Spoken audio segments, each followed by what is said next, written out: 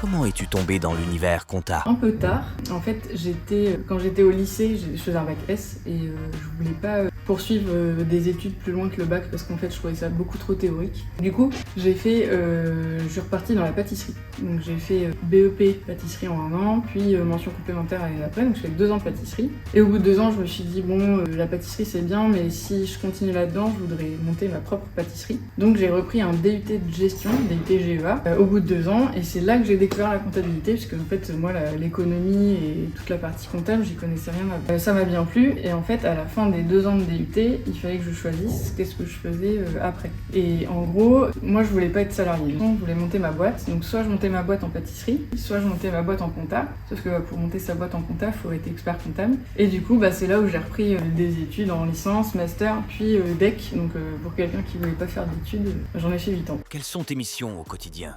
Donc moi au cabinet, on va dire que j'ai une approche très expertise comptable. Par exemple, on fait pas de commissariat aux comptes, on travaille avec des prestataires extérieurs pour la paye et on se concentre vraiment sur le conseil au client, accompagner le client sur ses choix stratégiques et sur le respect de ses obligations aussi parce que mine de rien ils viennent pour ça principalement.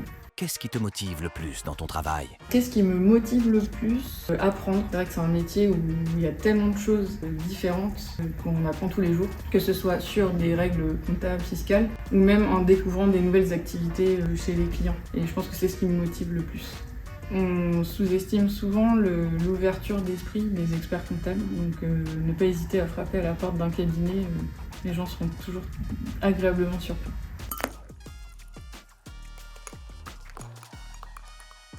Café. Ça dépend. Viennoiserie. En étant pâtissière Oui, à l'époque. Oui, mais maintenant au chocolat, ça n'a pas de prix. Le téléphone peut être enlevé, franchement, ça me dérange pas. Là, il fallait répondre EC News. Ah non, c'est news. Tu m'as pas assez briefé. Un slogan pour ma journée type. Parfois on gagne, parfois on apprend.